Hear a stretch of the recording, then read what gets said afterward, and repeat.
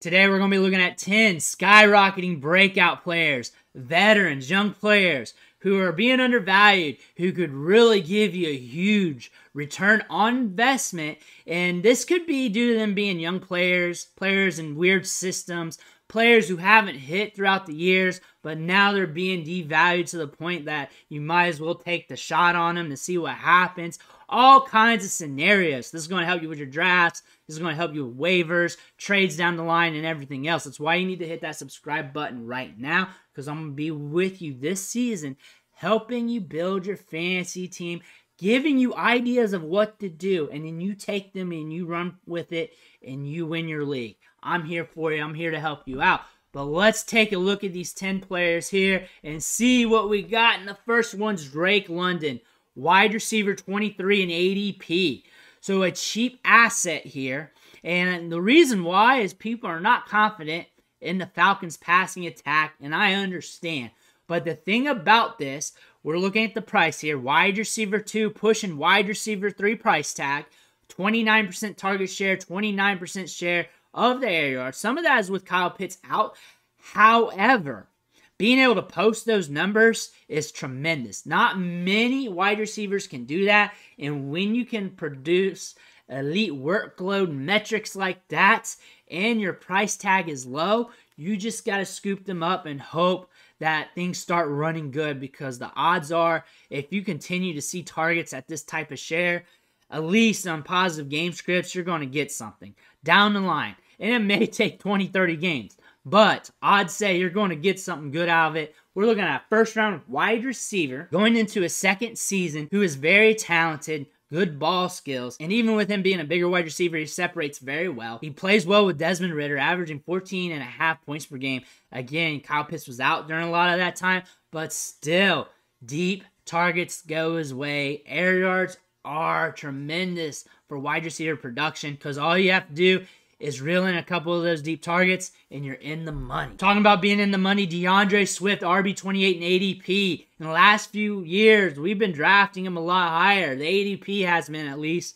and he has been efficient when he has been on the field. However, he has not been on the field enough to really give you a sample size of what he really is.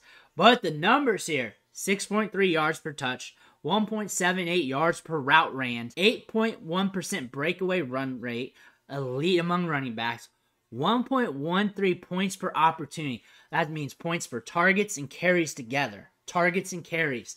One of the tops in the leagues at that.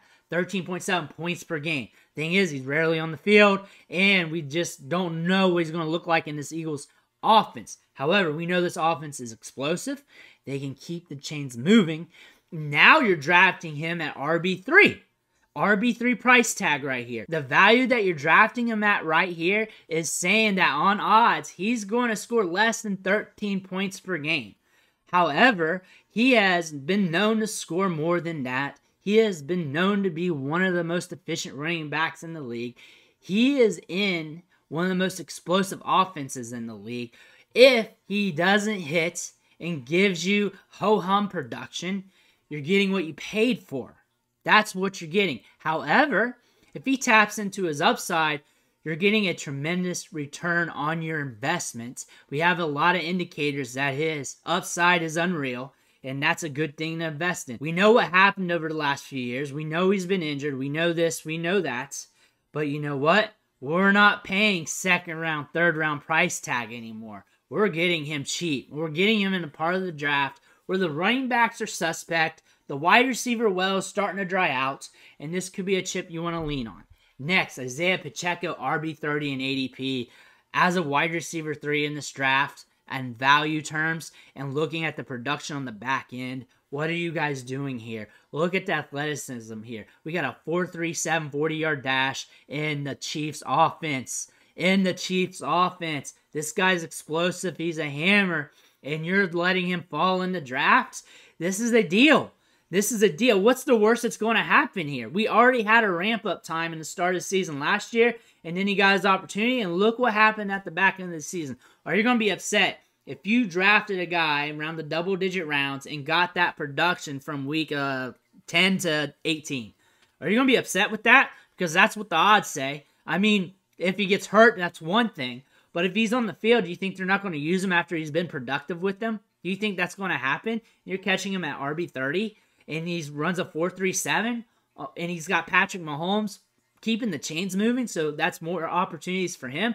And sure, he's sharing the backfield, but what running back's not sharing the backfield? There's only like a few of them, if any. So what's the matter here? Why are we letting him fall? Are you scared that he's a young player? Stop being scared of these guys. Look at the upside, tap into it, see what happens. Next, George Pickens, wide receiver 32. We might have a magical player on our hands. We might have a guy that exceeds expectations. This dude had an ACL injury at Georgia and couldn't play that final year except for a little bit on the back end of the season, but still had some moments there too. And then it falls in the draft to the second round.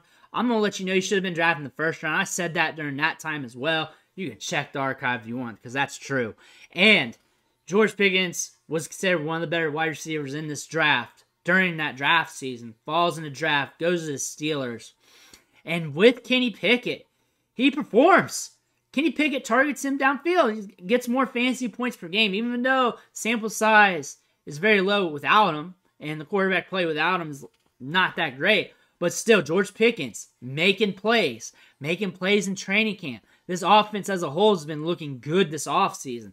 Looks like it's clicking. Looks like you might be getting something here. Him and Deontay Johnson, maybe those two are the perfect match for your wide receiver core for Pittsburgh. You also got some good tight ends. This might be a team that gels better than expected. This might be it. This team likes to group their players in twos. You get two talented wide receivers, two talented tight ends. You get two talented running backs. George Pickens, though, wide receiver 32 in ADP. We're going to his second year. Flashed as a rookie. Second-year players who flashed as rookies usually hit the ground running, usually get better. They don't get worse. So as long as he's on the field, targets are good his way. Good things should be coming from Pickens. Jahan Dotson, wide receiver 37 ADP. He's a value. He's a value. People were worried about the quarterback play, but where was that at last year? He had 5 games with 6 or more targets, averaged 14.6 points per game last year. Had some games where he outscored Terry McLaurin. I think it was like 5 games. Terry McLaurin starting the season hurt. That should have bumped up his value a bit, but it really didn't do too much. He's productive when he's on the field, unless he's ramping up from injury.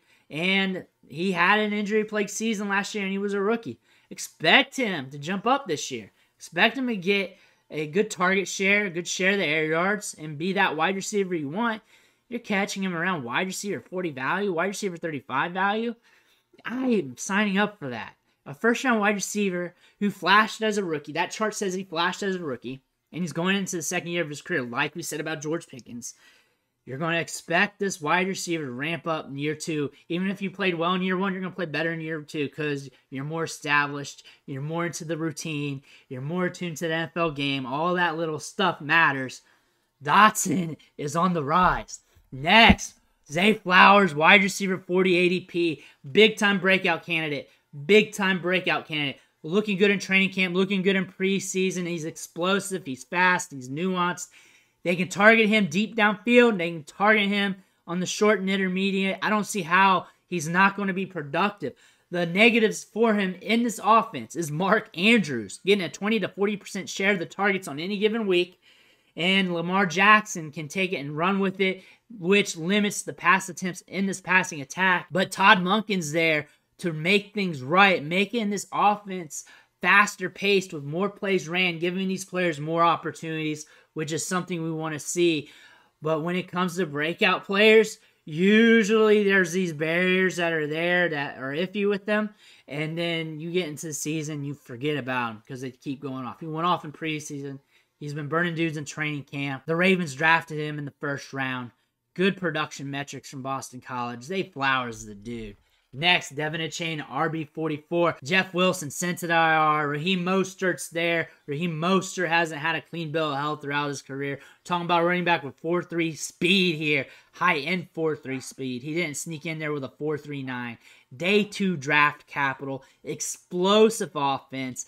The free agent market doesn't have many 2 running backs of consequence sitting there right now because they've all been sitting there all summer now, and no one's picked them up. and they didn't pick him up yet. And then the running back they do get to really help out this depth chart would have to transition to the scheme. Devin Achane, when he comes back from this injury, he's going to get some opportunities, he's going to get some run. Solid in the passing game as a receiving weapon. You want to use this guy in the passing game. Cheap Jahmyr Gibbs, look at him like that. Being shot out there in the flat, and if he has space, he's gone. We saw that at Texas A&M, and he's also sneaky good between the tackles. Go watch his highlight package at least, or watch some games. Devin Achane's got some skills. He's got some skills. The price tag here is great. It's grandioso. The upside's tremendous. He's got RB1 upside. He's got RB1 upside any given week due to how explosive he is. The Dolphins already told us he was talented, or they wouldn't have drafted him on day 2. Next is Rashawn Johnson, RB50. Similar to all the other rookie running backs, because this guy's got juice. This guy's got size. We got an ambiguous backfield here. We know Khalil Herbert's there, Deontay Foreman, and all that stuff. 4.28 yards after contact per attempt. Limited sample size. Bijan Robinson was the horse at Texas, but they spent decent draft capital on him. They have an ambiguous depth chart at running back. This guy's explosive. He's been looking good. All it takes is some opportunity for him to pop, and that could be week 1, week 6, week 8. We don't know. We don't know, but it could happen somewhere down the line. Talented running backs in an ambiguous backfield. It's only a matter of time until we see what this running back is about. RB50 is such a cheap chip to gamble with. Next, Elijah Moore, wide receiver, 44 in ADP. And the thing about him, he's a good player. Broke out early at Ole Miss with a lot of other good wide receivers there. Broke out with the New York Jets as a rookie. Had an awful season last year, but we know why. We know why. If you don't know, ask your mother. Deshaun Watson, full year with the Browns. This offense looks like it's going to be more fast-paced. They're moving Elijah Moore all over the field on the offense. He's taking carries. He's in the slot. He's outside. They're having him run deep. They're having him run shorts. I think he's going to get some targets here. And this is a gamble because there's a lot unknown. But it's a cheap gamble. Wide receiver 44. And all he's done was good throughout his career in college. The NFL level, except for a little bit of last year, a lot of last year, due to circumstances, not him. The Browns wanted him. The Browns are going to use him. Deshaun Watson loves to target the slot. Could be an interesting get for the Browns. Dalton Kincaid, tight end, 11 in ADP. Huge get here, huge upside at the tight end spot. It's really hard to get real upside at tight end, but you have an explosive offense. You have a team that uses this first-round tight end in the slot running routes on all the plays in preseason. They do not keep him in the pass block. That means if he's on the field, he's got an opportunity to score fantasy points, get targets. They may use him as a big slot because he is a good pass catcher. Second in targets in all college football last year behind Michael Mayer, and there were some games where he went nuclear on targets. I think he had 3 double-digit games in targets last year, ranging from like 13 to 16. Very valuable tight end. Can pop off on any given week. Very nuanced route runner for his size.